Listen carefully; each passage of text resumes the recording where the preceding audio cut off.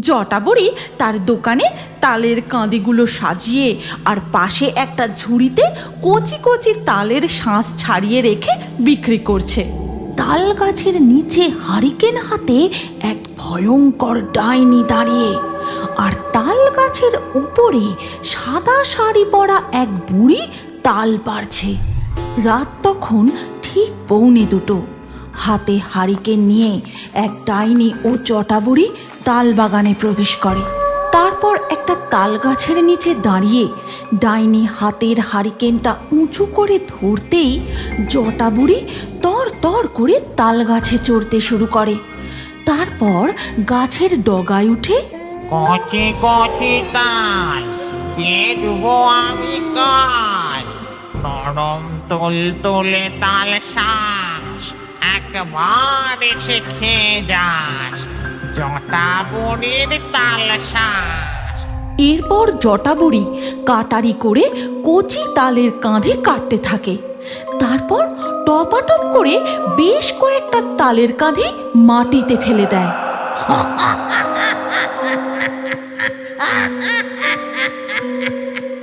তারপর জটা বুড়ি নিচে নেমে আসে। ডাইনি ও জটা বুড়ি তালের কাঁধিগুলো নিয়ে তাল বাগানের মধ্যে দিয়ে কোথায় যেন চলে যায়। এর পরের দিন সকালবেলা রামপুরের হাটে দেখা যায়, খেয়ে যাও খেয়ে যাও, আম পোড়ার শরবত খেয়ে যাও। এমন ঠান্ডা শরবত খেলে একেবারে কাঁপুনি দিয়ে শীত ধরে যাবে। খেয়ে যাও খেয়ে যাও, পাঁচুর স্পেশাল আম পোড়ার শরবত খেয়ে যাও। এ হলো পঞ্চানন। রামপুরের সবাই ভালোবেসে পাঁচু বলে ডাকে। এই পাঁচু হাটে নানান জিনিসের ব্যবসা করে, কিন্তু কোনো জিনিসেই তেমন লাভ করতে পারে না। কি গো পাঁচু ঠাকুরপো, আমাকে খাওয়াবে না তোমার আম পোড়ার শরবত? দাও তো দেখি এক গ্লাস। হ্যাঁ হ্যাঁ, এক্ষুনি দিচ্ছি বৌদি, এক গ্লাস মাত্র 10 টাকা। ঠিক তখনই পাঁচুর দোকানের উল্টো দিক থেকে শোনা যায়, তাল শাঁস, নরম কচি কচি তাল শাঁস, এই গরমে নরম নরম কচি কচি রসে ভরা মিষ্টি তাল শাঁস খেয়ে যাও, আমার তাল শাঁস মাত্র 5 টাকা। ঠিক এই বুড়িটার কারণেই পাঁচু তার ব্যবসায় ঠিকঠাক লাভ করতে পারে না। পাঁচু যাই বিক্রি করুক না কেন, এই বুড়িটা তেমনই কিছু জিনিস নিয়ে এসে আরো কম দামে খদ্দেরকে দিয়ে দেয়। নরম নরম তুলতুলে তাল শাঁস, ওরে তোরা একবার খেয়ে যাস, জটা বুড়ির তাল শাঁস তাল শাঁস। হাটের বেশ কয়েকজন জটা বুড়ির তাল শাঁসের দোকানের সামনে গিয়ে ভিড় করে, আর ওদিকে পাঁচুর দোকান একদম ফাঁকা। কি বিদঘুটে দেখতে ওই বুড়িটাকে, যেন মনে হয় সদ্য ঘাট থেকে উঠে এসেছে। ওই বুড়িটা আসলে কে কি জানি বাবা, কোথা থেকেই বা এই রামপুরের হাটে আসে তাও জানি না। জটা বুড়ি তার দোকানে তালের কাঁদিগুলো সাজিয়ে আর পাশে একটা ঝুড়িতে কচি কচি তালের শাঁস ছাড়িয়ে রেখে বিক্রি করছে। ও বুড়িমা, আমাকে 10 টাকার তাল শাঁস দাও দেখি। এখনই দিচ্ছি মা। এরপর জটা বুড়ি কলা পাতার প্লেটে 2টো তাল শাঁস বউটাকে দেয়। তারপর একে একে বাকি খদ্দেররাও তাল শাঁস কিনতে থাকে, আর ওদিকে পাঁচু তার দোকানে গামছায় করে মাছি তাড়াতে থাকে। না, আজকের বিক্রি বাটাটাও একেবারে মাঠে মারা গেল। যাই, বাড়ি ফিরে যাই। এরপর পাঁচু তার সরঞ্জাম ঝুড়িতে করে নিয়ে বাড়ি ফিরে যায়। তখন তার বউ তাকে দেখে বলে, কি গো, আজ হাটে কেমন বেচা কেনা হলো? আর বেচা কেনা, ওই বিদঘুটে বুড়িটা যতদিন রামপুরের হাটে আসছে আমার বেচা কেনা একেবারে ডকে তুলে দিয়েছে। আজ বুড়িটা হাটে তাল শাঁস নিয়ে এসে হাজির। হ্যাঁ সে কি গো, তারপর কি হলো? তারপর আর কি হলো, এই গরমে সবাই আমার আম পোড়ার শরবত ছেড়ে ওই বুড়ির দোকানে গিয়ে ভিড় জমায়। তুমি বলো গিন্নি, তাল শাঁস পেলে কেউ কি আম পোড়ার শরবত খাবে? শোনো না, বলি কি, কাল হাটে তুমিও তাল শাঁস বিক্রি করো, আর ওই বুড়ির থেকে কম দামে বিক্রি করবে, তাহলে আর কেউ ওর দোকানে যাবে না। সে না হয় বুঝলাম, কিন্তু আমি কচি তাল পাবো কোথা থেকে? কেন, মাঠের দিকে যাবার পথে ওই যে বড় তাল বাগানটা পড়ে, ওখানের গাছগুলোয় প্রচুর তাল ধরেছে। আজ রাতে তুমি আর আমি ওখানেই যাব। এরপর রাত্রিবেলা পাঁচু ও তার বউ যায় ওই তালের বাগানে। আর ঠিক তখনই সেখানে তারা যা দেখে তাতে তাদের হাড় হিম হয়ে যায়। কই গো, তাড়াতাড়ি গাছের আড়ালে লুকিয়ে পড়ো, ওরা আমাদের দেখতে পেয়ে গেলে আর রক্ষে নেই।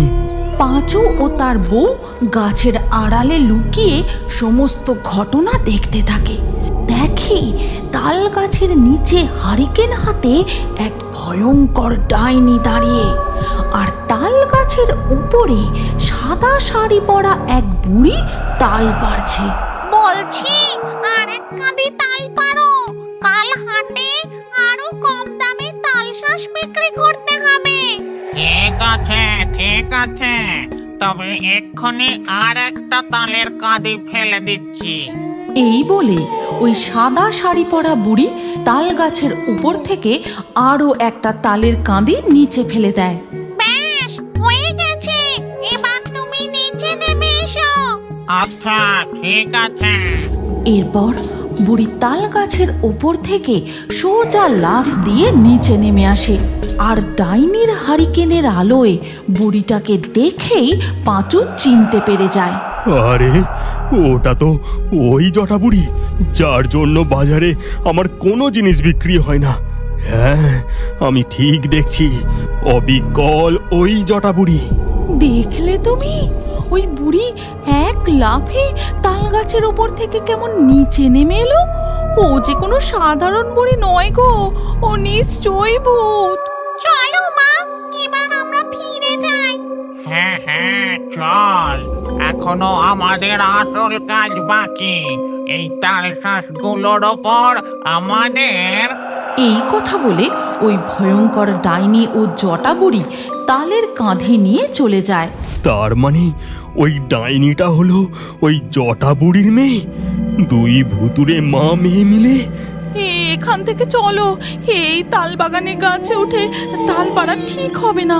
আমাদের পুকুর পাড়ের তাল গাছগুলোতে কয়েক কাঁদি তাল ধরেছে, তুমি কাল সকালে ওইগুলোই পেরে নিয়ে হাটে যেও।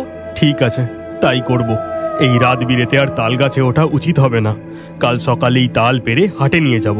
পাঁচু ও সুনিতা তাদের বাড়ি ফিরে যায়। এরপর ধীরে ধীরে সকাল হয়ে যায়। পাঁচু নিজেদের গাছ থেকে কচি তাল পেরে হাটে নিয়ে গিয়ে দেখে ততক্ষণে ওই জটা বুড়ি তার দোকান সাজিয়ে তাল শাঁস বিক্রি করতে শুরু করে দিয়েছে। নরম নরম তুলতুলে তাল শাঁস, ওরে তোরা একবার খেয়ে যাস জটা বুড়ির তাল শাঁস তাল শাঁস। একে একে সবাই বুড়ির তাল শাঁসের দোকানে ভিড় জমায়। এই দেখে পাঁচু ডাক দিতে শুরু করে, আমার দোকানের তাল শাঁস খেয়ে যাও, মিছরির মতো মিষ্টি জলওয়ালা নরম তুলতুলে তাল শাঁস। টাকায় একটা করে, টাকায় একটা করে, দামে কম গুণে ভালো, পাঁচুর স্পেশাল কচি কচি তাল শাঁস। পাঁচুর ডাকে কোনো লাভ হয় না। আজ যেন সব খদ্দের সম্মোহিত হয়ে বুড়ির তাল শাঁস খেতে থাকে, আর তার বদলে কেউ তার গলার সোনার হার, কেউ কেউ আবার হাতের চুড়ি, সোনার আংটি দিতে থাকে। আরে আরে, খদ্দেরগুলো পাগল হলো নাকি? ওই বুড়িকে ওরা নিজেদের সোনার অলংকার কেন দিয়ে দিচ্ছে? বুঝেছি, ওই বুড়ি তো আর কোনো সাধারণ বুড়ি নয়, ও নিশ্চয়ই তাল শাঁসে কিছু করেছে। এরপর বুড়ির তাল শাঁস বিক্রি হয়ে গেলে যখন সে ফিরে যায় তার পিছু নেয় পাঁচু। তারপর দেখা যায় ওই জটা বুড়ি তালের জঙ্গল পার করে এক অতিকায় বাঁশ বাগানে প্রবেশ করে। তারপরে একটা মাটির বাড়িতে জটা বুড়ি ঢুকে যায়। আচ্ছা, এইখানেই তাহলে ওই জটা বুড়ি আর তার ডাইনি মেয়ে থাকে। আমাকে এই ব্যাপারখানা আমার বউকে জানাতে হবে। এরপর পাঁচু বাড়ি ফিরে গিয়ে তার বউকে সব কথা জানায়। এই ব্যাপারটা আমার মোটেও সুবিধের মনে হচ্ছে না। ওই জটা বুড়ি ও তার ডাইনি মেয়ে মিলে নিশ্চয়ই কোনো বড় ষড়যন্ত্র করছে।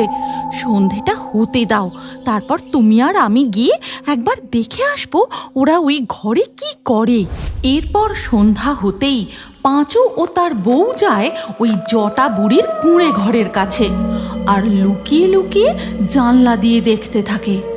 মা, আর মাত্র কদিন তুমি রামপুর হাটে এইভাবে জাদু করার